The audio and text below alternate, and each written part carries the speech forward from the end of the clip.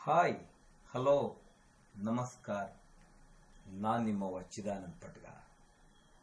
ಆತ್ಮೀಯರೇ, ನೊಬೆಲ್ ಪಾರಿತೋಷಕ ಪ್ರಾರಂಭದ ರೋಮಾಂಚನಕಾರಿ, ಎಕ್ಸ್ಕ್ಲೂಸಿವ್ ಮತ್ತು ಎಕ್ಸ್ಟ್ರಾಆರ್ಡಿನರಿ ಘಟನೆಯನ್ನು ಪರಿಚಯಿಸಲಿಕ್ಕೆ ನಾನು ತಮ್ಮ ಮುಂದೆ ಬಂದಿದ್ದೇನೆ.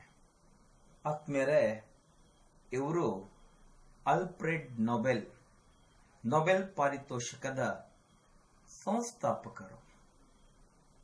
1888ರಲ್ಲಿ ಸ್ವೀಡನ್ ದೇಶದಲ್ಲಿ ನಡೆದ ಒಂದು ಘಟನೆ.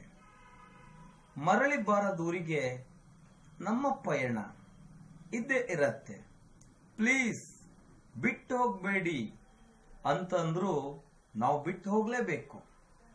ಆದರೆ ಈ ವಿಚಿತ್ರ ಘಟನೆ ಏನು ಗೊತ್ತಾ? ತಮ್ಮ ಮರಣದ ಸುದ್ದಿಯನ್ನ ಒಂದು ಪತ್ರಿಕೆಯಲ್ಲಿ ಪ್ರಕಟವಾಗಿರುವುದನ್ನ ಸ್ವತಃ ಆಲ್ಫ್ರೆಡ್ ನೊಬೆಲ್ ರವರೇ ಓದ್ತಾರೆ. ಇವರಿಗೆ ಕೋಪ ಬರುತ್ತೆ. ಅದರಲ್ಲಿ ಇವರನ್ನ ಬಣ್ಣಿಸಿರ್ತಾರೆ. ಡೈನಮೈಟ್ ಕಿಂಗ್, ಮಾರಕ ಆಯುಧಗಳ ತಯಾರಿಕ ಇನ್ನಿಲ್ಲ ಅಂತ.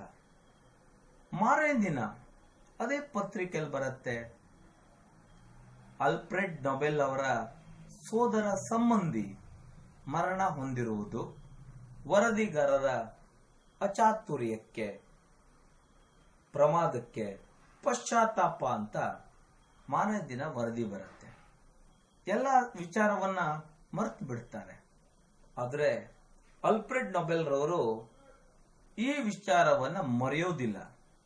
ನಾನು ಸತ್ ನಂತರ ನನ್ನ ಜಗತ್ತು ನನ್ನನ್ನು ಹೀಗೆ ನೆನಪು ಮಾಡಿಕೊಳ್ಳುತ್ತೆ.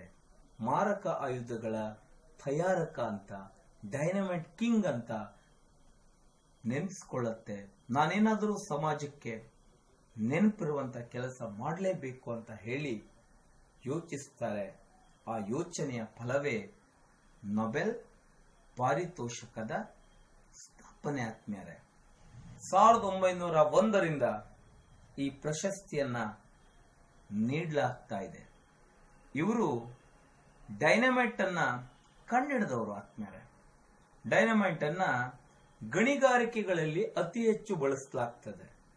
ತದನಂತರ ಯುದ್ಧಗಳಲ್ಲೂ ಸಹ ಬಳಸಲಿಕ್ಕೆ ಪ್ರಾರಂಭಿಸುತ್ತಾರೆ. ಎಷ್ಟು ಬೇಡಿಕೆ ಇದೆ ಗೊತ್ತಾ ಡೈನಮೈಟ್ಗೆ?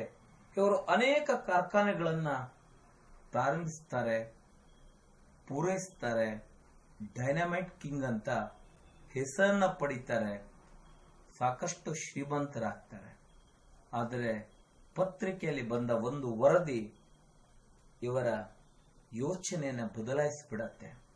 ಅತಿ ದೊಡ್ಡ ಮೊತ್ತದ ಹಣದೊಂದಿಗೆ ನೊಬೆಲ್ ಪಾರಿತೋಷಕವನ್ನ ಪ್ರಾರಂಭಿಸುತ್ತಾರೆ. ಆತ್ಮೀಯರೇ, ಜಗತ್ತಿನಲ್ಲಿ ಇಲ್ಲಿಯವರೆಗೆ 600ಕ್ಕೂ ಹೆಚ್ಚು ಸಾಧಕರು ಈ ಪಾರಿತೋಷಕವನ್ನ ಪಡೆದುಕೊಂಡಿದ್ದಾರೆ. ಇದು ಜಗತ್ತಿನಲ್ಲಿಯೇ ಅತ್ಯುನ್ನತವಾದ ಪುರಸ್ಕಾರಗಳಲ್ಲಿ ಒಂದು. ಈ ಪುರಸ್ಕಾರದ ಘಟನೆಗೆ ಸಣ್ಣ ಬ್ರೇಕ್ ತೆಗೆದುಕೊಳ್ತೇನೆ. ಆತ್ಮೀಯರೇ, ಭಾರತದಲ್ಲಿ ರವೀಂದ್ರನಾಥ್ ಟಾಗೋರ್ ಅವರು ಪ್ರಪ್ರಥಮ ಬಾರಿಗೆ ನೊಬೆಲ್ ಪಾರಿತೋಷಕವನ್ನ ತಂದುಕೊಟ್ಟಿದ್ದಾರೆ. ಈಗ ತಾವು ಈ ನೊಬೆಲ್ ಪಾರಿತೋಷಕವನ್ನ ಪಡೆದರೆ ಸಿಗುವ ಹಣ ಎಷ್ಟು ಗೊತ್ತಾ? 5.5 ಕೋಟಿ ರೂಪಾಯಿಗಳು. ತಾವ್ಯಾಕೆ ಇಂಥ ಪ್ರಶಸ್ತಿಗೆ ಪ್ರಯತ್ನಿಸಬಾರದು?